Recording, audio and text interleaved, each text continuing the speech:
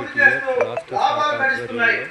ప్రభుత్వ విద్యా సంస్థల్లో విధి నిర్వహణలు చేస్తున్న ఉపాధ్యాయులను మాత్రమే బాధ్యులను చేస్తూ స్థానిక ప్రజాప్రతినిధులు, పాలనాధికారులు మరియు స్వచ్ఛందంగా ప్రజల సహకారం లేకుండా విద్యార్థుల నమోదును పెంచమనడం విడ్డూరమైన చర్యగా భావించవలసి వస్తుంది.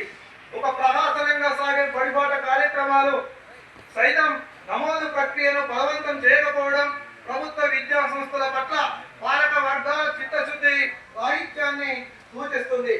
రాజ్యాంగ హక్కుగా విద్యను ఉచితంగా పొందవలసిన రేపటి పౌరుల కుటుంబాలు తమ సంపాదనలో ఎక్కువ భాగం విద్యా వైద్యానికి వెచ్చించవలసి ఉండడం ప్రభుత్వ వైఫల్యంగా చెప్పాల్సి వస్తుంది.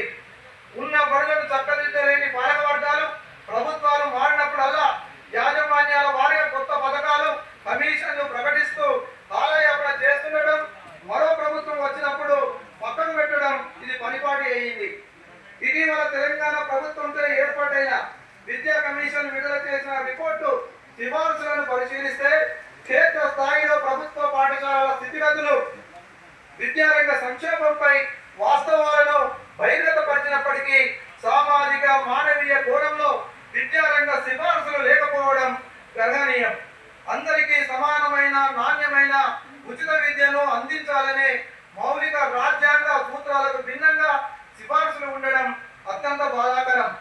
తెలంగాణ సమాజంలోని విజ్ఞానం కలిగిన విద్యార్థులను, నిరుద్యోగులను ఉపాధ్యాయ వృత్తిలోకి వచ్చేటట్లుగా ఉపాధ్యాయుల విలువ, గౌరవం, వేతనాలు ఆకర్షణీయంగా ఉండాలనే సిఫార్సులు చేయాల్సింది పోయి కాంట్రాక్టు పద్ధతిలో టీచర్ల నియామకాలు చేపట్టాలనే సిఫార్సులు మేలు రకమైన యువతను బోధన రంగానికి రాకుండా అడ్డగించడమే అవుతుంది.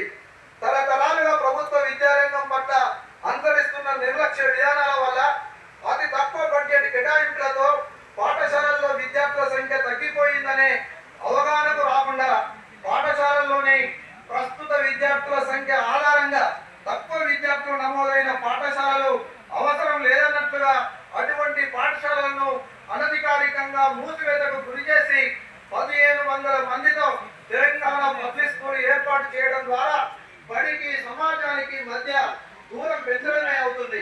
తరగతికి 20 మంది విద్యార్థుల చొప్పున 5 తరగతులకు గాను 100 మంది బడిగీడు పిల్లలు ఆవాస ప్రాంతంలో ఉంటే స్థానికంగానే నైబర్హుడ్ స్కూల్ పద్ధతిలో బడి ఉండే విధంగా చర్యలు తీసుకోవాల్సినటువంటి అవసరం ఉంది. ఈనాటి పాలకులు, పాలనాధికారులు, ఉన్నత విద్యావంతులు, శాస్త్రవేత్తలు ఆనాటి స్థానిక బడులలో చదివి ఇప్పటి స్థితిలో ఉన్న విషయం మరవకూడదు. రాష్ట్రంలో కొనసాగుతున్న విద్యా వ్యాపారంపై, పీడనపై ప్రభుత్వం తమ విధాన ప్రకటన చేయకపోవడం ఆక్షేపణీయం.